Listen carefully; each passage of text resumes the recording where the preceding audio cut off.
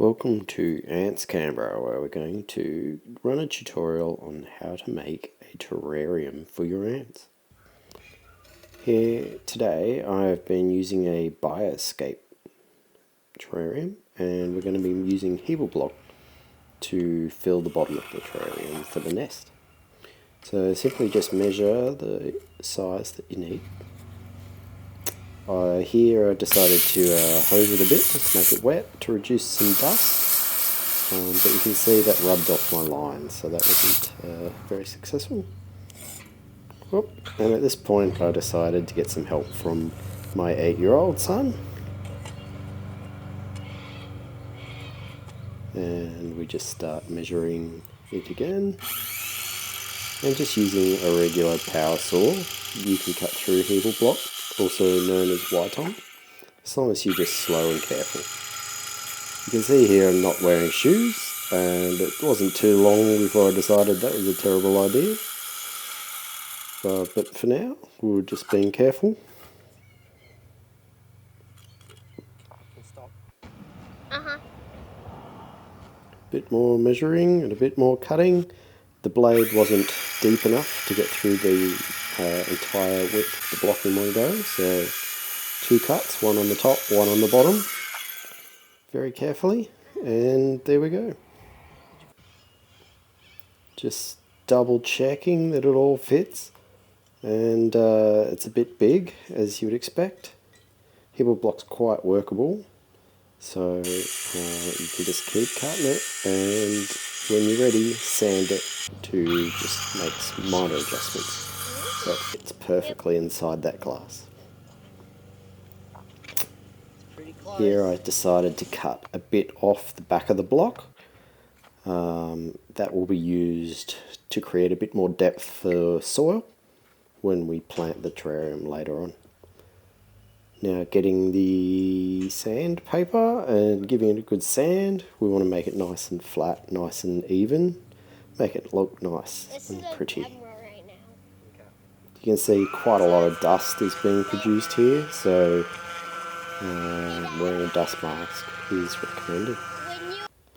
Now, getting out the trusty Dremel, we're going to use the Dremel to create the caves that the ants are going to live in. Just plugging it in now and using a nice bit for the Dremel, nice and new, because you tend to blunt it with quite a lot of digging. So here we go, just digging away into the, nice and slow, nice and careful, into the Hebel block. No need to rush. You can see I've drawn out where I want it to go. You can be a bit more freestyle if you wish, but it's quite dusty work and it's pretty hard to keep track of what you're doing, so a bit of planning goes a long way. Here's the finished product. Now we need to make connectors between the chambers, so using a drill here to get from one chamber to the other. You don't have to do it this way, but I thought for this particular one that would be a nice way of doing it. So you make sure every chamber is connected somehow to the top, and you can see the entrance at the top there too, where the ants can come and go.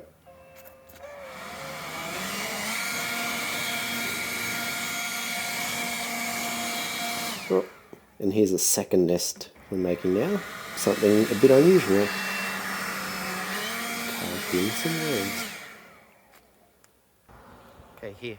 And here's Jack himself, Hold it up so I can see it. Do not. my 8-year-old trusty helper. He hasn't seen it. Hold it this way so I can see it. Okay, do not drop it. Do you understand? If you drop it, it'll break. All right, why don't you have a look on the front? Hey! Hey! Is that pretty cool? Did I trick you? What? Is that your name? Yes. Yeah, cool. What? I made it just for you. Do you like it? Yes. Yes. All right. Shall we put it? Shall we put it in the thing? I think it's fair to say he liked it. So, sticking it now carefully inside the glass, trying not to scratch the glass. It's generally pretty safe, and a bit of moisture in there helps it to avoid scratching the glass. It's good. Uh-huh. We've got to take the plastic off now, don't we? Yep.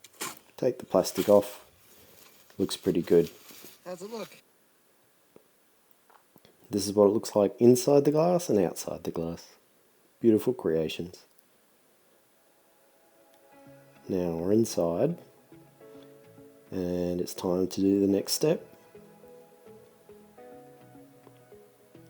Now we need aquarium silicone here, or glass silicone. Make sure it's non-toxic, because we don't want to harm our ants. And basically we need to seal up the gap between the glass and the Hebel block.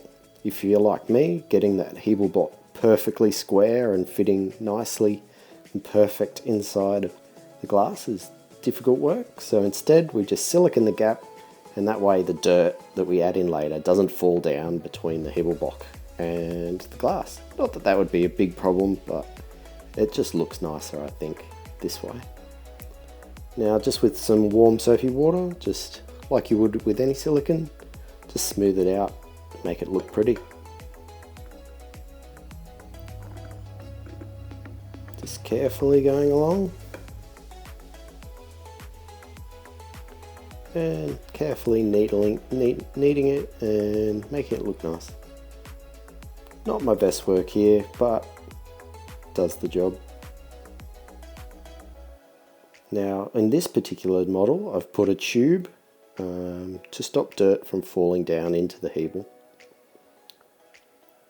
Now we've got some terrarium plants that we've gotten from Bunnings, and we've got some indoor soil, quality indoor soil. So this is made out of several things, but it'll minimise the amount of bugs and other things that will grow in the soil. It'll stay nice and moist. So let's design our layout for our plants. I've got, in this model, I've got chopsticks just blocking the holes so the dirt doesn't fall down into the Hebel block while I'm working. I've got moss that I've collected out of the backyard. I was lucky to have a big patch of moss growing in my backyard, but you can find moss or buy moss in your local area. And I'm using some rocks in this one to make it look nice and pretty, and also to give us some places to put food and water bowls on top of. You can see the holes for the Hebel block, 2 in this particular nest, will come out either side of the grass, or either side of that moss, and next to the rocks there. Looking pretty fabulous. 2 very different designs here.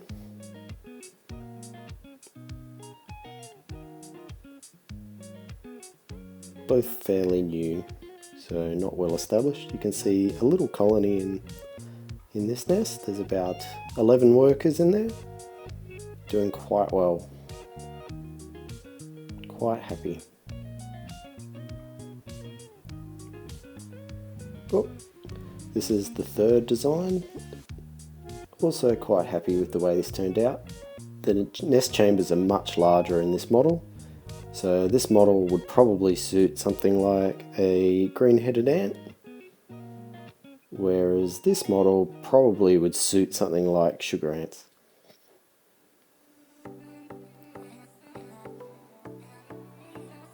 Here's another design. This one is a bigger aquarium. It has Hebel block both at the front and the back, with a sponge and gravel in between the 2 Hebel blocks just to help water get up and down. There's a number of different opportunities here for ants. Here you can see my compost with all sorts of great isopods and springtails living in there. And I've just dug some of that out and stuck it in my terrarium. And I grabbed a worm or two, just little ones, and that'll help create a bioactive terrarium.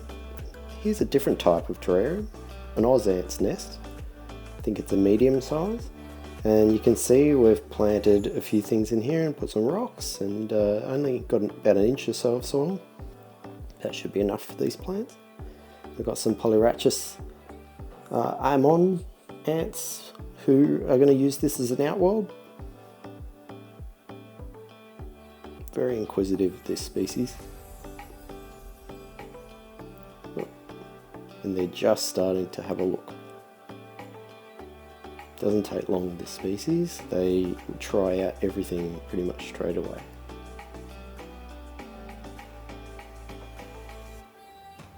The nest is in this tar heel ant's nest. Doesn't seem to be well suited to them. Oh, and as you can see, Polyrhachis like moisture, so they have completely destroyed my outworld. It was too wet. They've had a fantastic time, and in a matter of hours though, they've just turned the entire thing into a nest. Here's a different species of ant, a Camponotus Intrepidus. Here, this colony, and they live in the Hebel block. They seem to quite like it. And here's a green-headed ant, Rhytidoponera. It's a difficult word to say. And this queen's just moving in on her own. Green-headed ants are a bit unusual in that they they're quite active and they get out, the single queens, and they don't really like being kept away. They're pretty adventurous, so I thought I'd stick her straight in and see how she goes, even though she doesn't have any workers yet. Normally, obviously, we would test tube them until they have maybe 10 workers, but in this case, I thought I'd try something unusual, something a bit different. She's so adventurous. Look at her, just checking out the whole space within seconds. She ended up walking around like this for a couple of days actually, until she found a nice spot in the soil to nest. Maybe she couldn't find the entrance. I did check they were clear and open, but maybe she just didn't like it yet. I'm sure once she gets workers she'll change her mind. But for now, she seemed pretty happy. Thanks for watching this video. Like and subscribe, and I'll post some more content in the next couple of weeks. Thanks.